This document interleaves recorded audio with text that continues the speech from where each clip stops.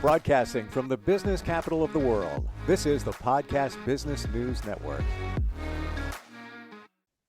Welcome back, everybody. Life is not typically easy, especially nowadays. There's a lot going on, a lot that we're exposed to.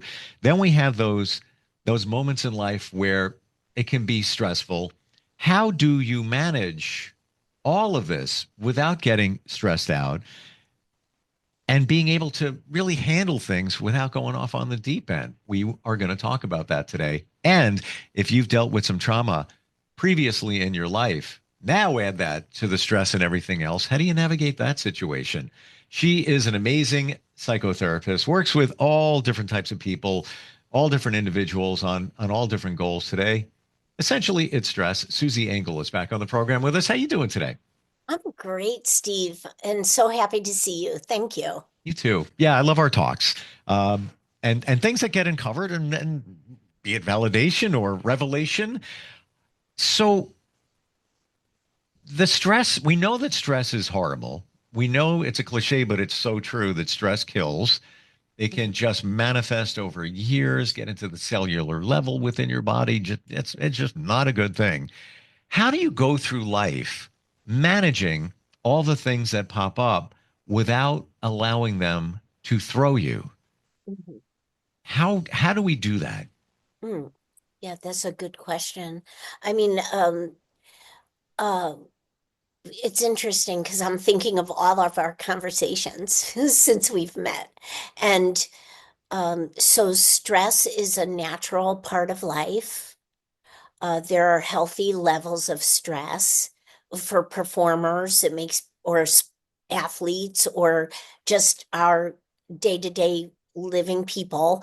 An average amount of stress could be optimal because it makes us handle things in our best fashion. It gives us the energy, the adrenaline, those modified, not over the top amounts of stress hormones to perform at peak levels. And there we are handling stress. When we go out of, and I think I may have mentioned some type of term like the window of tolerance. That's a term we use with trauma therapy. When we're in a window of tolerance, and I have nice big windows at my office that are a great example. If we have a huge window of tolerance, there's a lot in our day-to-day lives that we cope with pretty easily. We may have bumps in the road, we may have hiccups, we may say, "Ugh, I can't stand dealing with this," but we handle it, we manage it, we're in a window, we're coping. And then we have our moments where for some people, the pattern may be one or the other or both, where we go below the window of tolerance and feel like, you see that couch in the back there. I want to crawl into the corner of the couch and put my hoodie over my head. Or we go above the window of tolerance, outside of the window of tolerance. And there we might find individuals who panic or who freak out or who whatever people's terminology is for their description when they're above the window of tolerance. And those above or below, outside of the window of tolerance, is not optimal. And so how do we get in a window of tolerance? So back to your original question. I think it starts from our upbringings. And if we have parents who are very protective or very nervous, I always go back to attachment because it's part of my theory that I work with and through with clients. If we have parents who are protective or overly protective or very nervous people, or keep want to prevent their own children, from failing, it's likely that these individuals will grow up with a very narrow window of tolerance. because everything is risk adverse, everything is scary, everything is a big bad boogeyman. Well, 100% there, especially if it's somebody who's got let's say your parents had anxiety. Let's say your mom, I just grab that. Let's say your, It looks like there's oh, it's a an bug. emergency happening. It's like that's the hotline to the studio. Um, Oh, really? yeah, it really is. Maybe Um, somebody has a question. Probably an engineer. I don't know. Um, let's say that your parent or parents had a lot of anxiety, overprotective, all of that there. Yeah. That's going to transcend to you, I would assume, the way you handle things. Yes. You're going to have anxiety. Yes. It's called procedural learning, first of all, Well, straight up. It's what is modeled for us. Excuse me. What is modeled for us is something that we inherently observe and internalize and play out. sure. So, there may be a method of how somebody cooks a certain dish. Well, if we see our parents cook this dish in the same way all the time, we're going to cook it in the same way, Of step by course. step, or clean the same way, or whatever it is, mundane things. It's very easy to understand procedural learning. And if it's modeled to us to have a huge reaction to a simple situation, we're going to internalize that and have huge reactions to situations that may be very neutral. So you mentioned the couch in your background, and just at some point, maybe you need to go to the couch and put on your hoodie and just kind of like hide for a second. If you're below the window of tolerance, is that a bad thing? It's nothing is good or bad. Let's throw binary stuff out of here. Just like there are no good or bad emotions. Sure. Emotions are informative. Emotions have millions of ways of presenting to us. Emotions are good information. So the binary, let's toss out. When we say we're out of a window of tolerance, it's not optimal. We're not coping with all of ourselves, inside, outside, heart, soul, right brain, left brain, and our bodies. All of that is not functioning as a whole system. So if we go below the window of tolerance, there's a difference between saying, which is healthy, I need some time to myself. I need to regroup. I need to take time or a time out. I need a vacation. All these things are healthy. All these things are healthy coping mechanisms. But when with the language you and I are using today, when we say we're below the window of tolerance, that's the difference. That's shut down Mhm. or collapse. And that's very different than saying, you know what would be good and restorative for me? I'm going to just blank out, meditate, get out of everything for 2 hours today, Yeah. Yeah. restore myself. I was looking more of it that way, as opposed to, a negative where it's just sometimes just need some time. I'm going to just take some time to myself. I'm going on my couch, in my bed, whatever. I'm not doing anything. That's it. Sometimes I don't feel like doing anything. That's what I'm going to do. That's coping.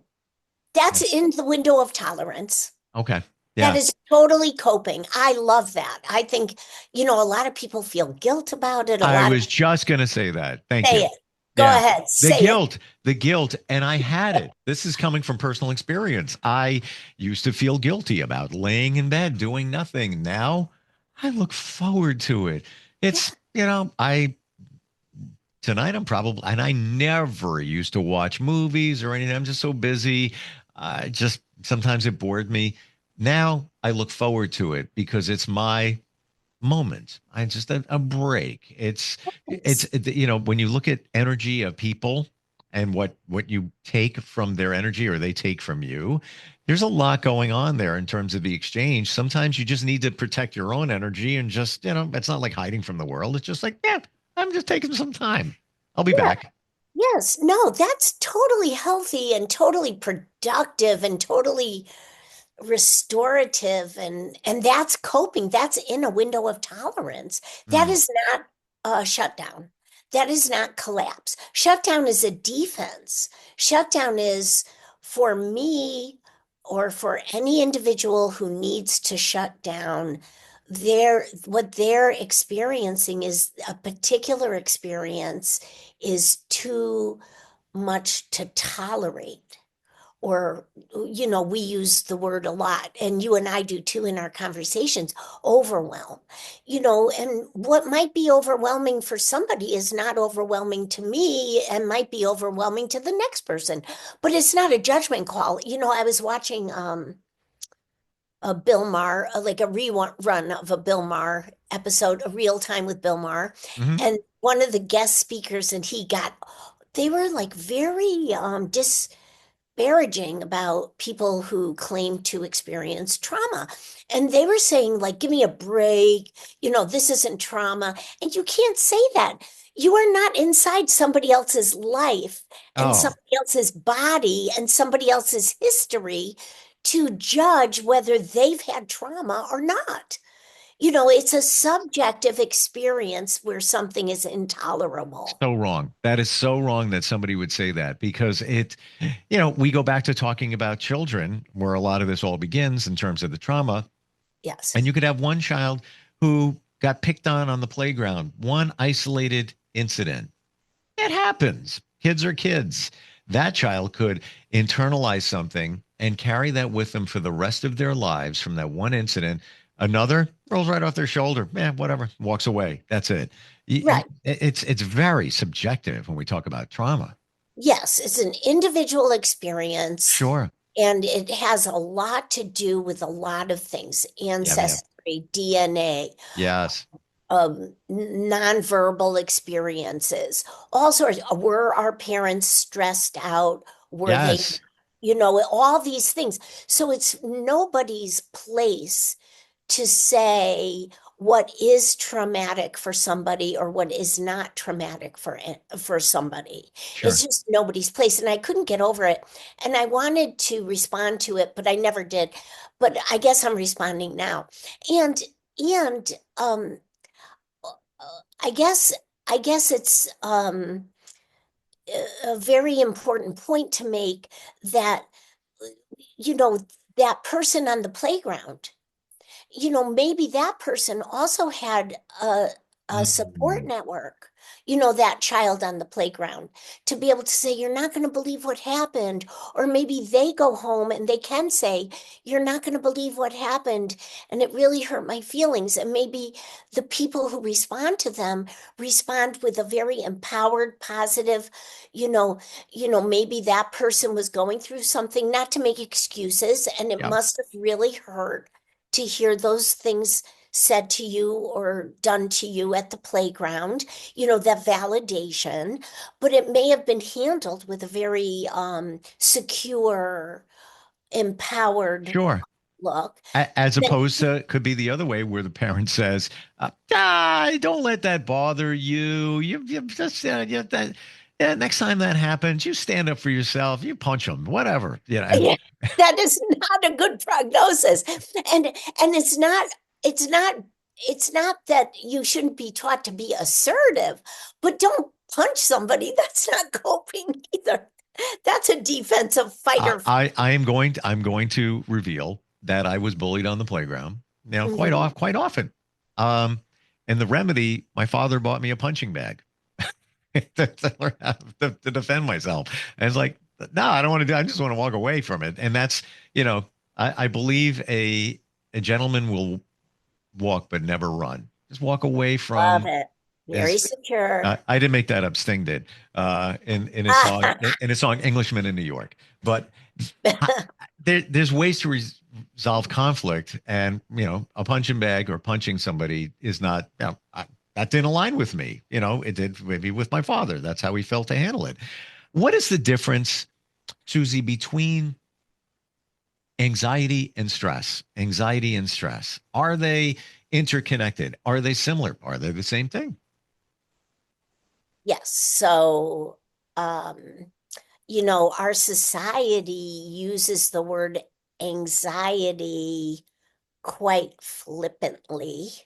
So, unfortunately, it has probably a lot of connotations for a lot of people because I think, a client might be very eager and very excited because he or she may be getting a new job or a new position at work and may express to me, I'm so anxious, but their presentation is they're excited and enthusiastic about it. And I ask them, oh, when you say you're anxious, are you saying you have concerns about it, or are you eager? Are you excited? Are you Mm. enthusiastic? Are you energetic about it?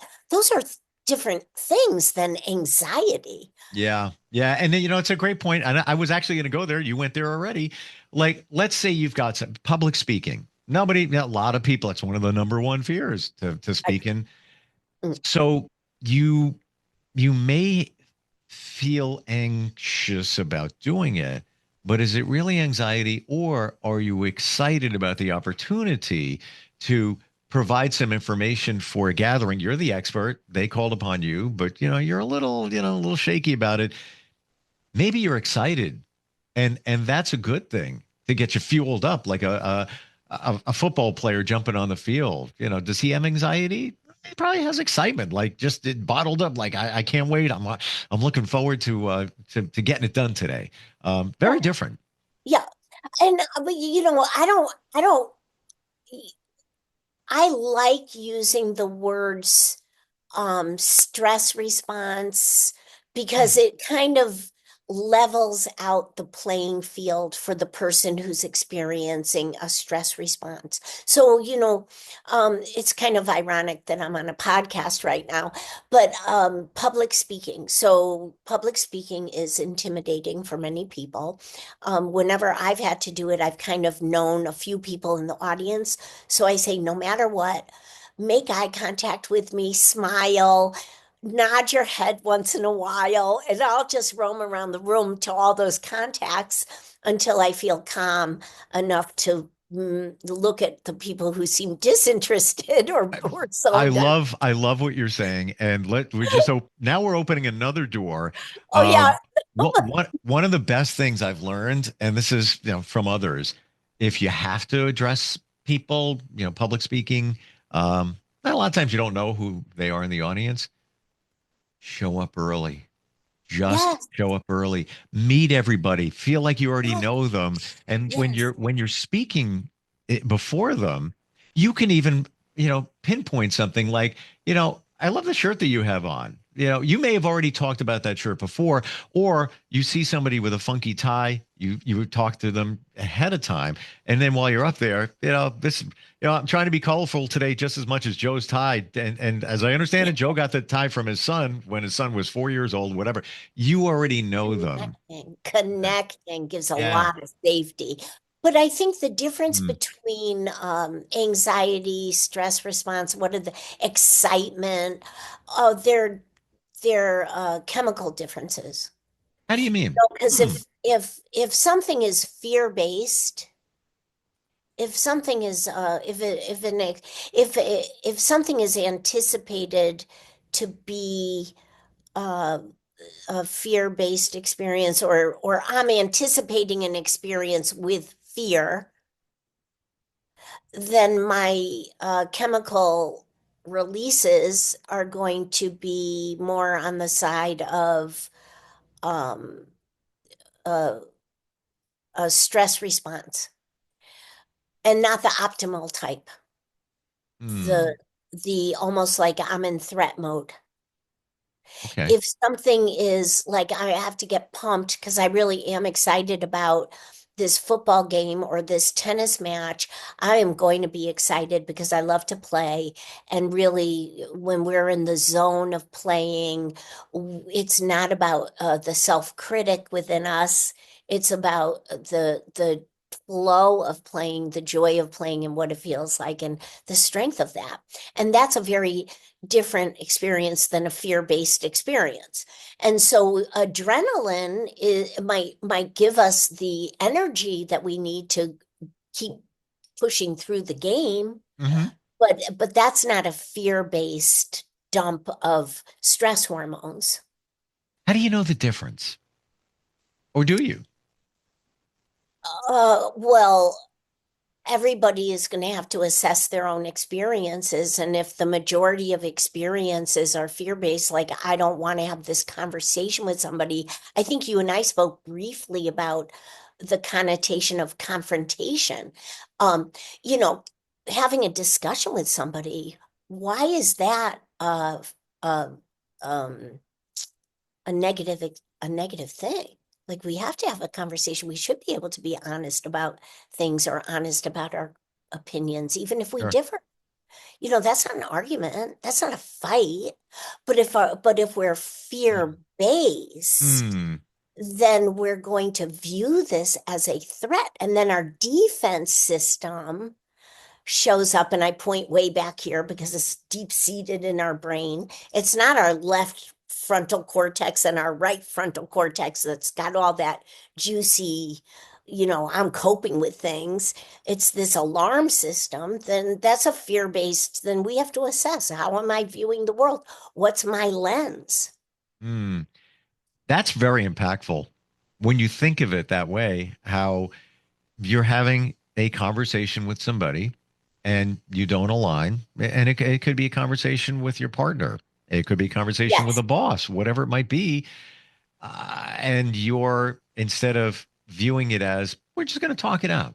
We're just going to see how things are going, how they're feeling. I'll express my feelings as well. If you view it as a threat, well, this could go really bad. This could end up as a really big fight because they're starting in with me again. My boss is always picking on me, blah, blah, blah, blah, right? yes, You're viewing it in a different way. yes. And it might not be reality. Absolutely, because what's going through one person's mind is, I could be fired, I Right. could be poverty, I won't pay my bills, whatever that is for people. Sure. Or if it's with a partner or a spouse, you know, maybe he'll leave me, maybe she'll leave Yes. me. I don't want to be alone the rest of my life, or Okay, whatever. so let's now we said earlier, when you add a trauma to it, what you just said, gonna have that conversation with your partner, spouse, whatever. You're anticipating that it's not going to go well. They're going to be angry. And then just what you said, fear of, well, what if they leave me? Then I'm going to be alone. That can go back to a trauma and feelings of abandonment and more. Now you've got that layer to deal with, and that's kind of piloting your potential emergency response. Yeah, and and so we say, and you're saying piloting today's response. And last podcast, we talked a little bit of how do we stay in the moment, time orientation, this type of thing. And really, I think when people become aware how much their history, and Yeah. this is unresolved trauma, because at some point we resolve things and can say, ooh, it was a terrible situation, but we feel we're not living in it anymore. It's not fueling, and this is the terminology that we are taught to do the work that we do, Yeah. is the past fueling the present response? That what you just said is everything in my opinion. It really it's everything. It's why would somebody go into that conversation, boss, spouse, whatever, looking at it in a negative, conflictive way? There's only one reason. It's based on your past. That is continued to be unresolved Yes. or undigested, or a lot of the experts say unmetabolized. That's a So new one. That's a new one. we don't have perspective about it. Right. And Right. and really it's so unconscious, and therapy is so great. I mean, one of the I really want to say, I have no idea who's listening to these podcasts. I hope a million people at some point. But I really think it's a benefit to the population to hear these conversations It's and so just true. be able to say, wow. And I have clients who wish everybody in the world could have therapy, and I tell them this is motivating for me to have a broader and broader, rather than one single person every hour or even a family or a group, like to have a broader audience. I think it's so important. I'm not agreeing with you because we're here together. I'm agreeing with you because I lived it. And so And how so express yes, it.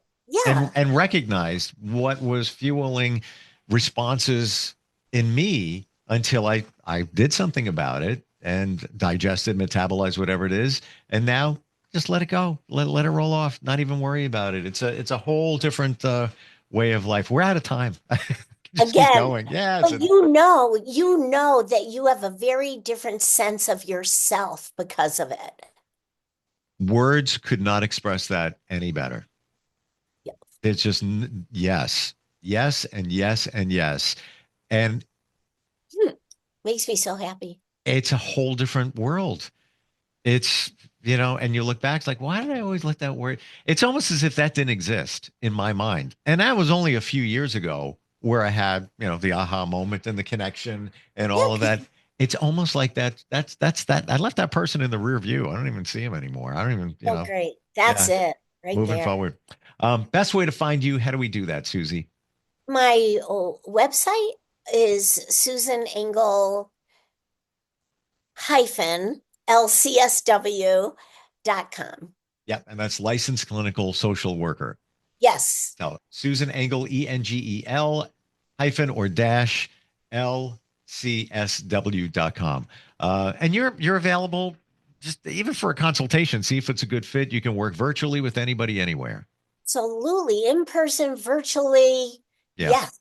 Yeah. Yeah. Yeah. Change your life. Don't get stressed out. Deal with the anxiety. There's reasons for it. Once you find Find, the reason. find the roots. Yeah. Yeah. Yeah. Thank you so much for today. Gracias. Appreciate it. We'll be right back.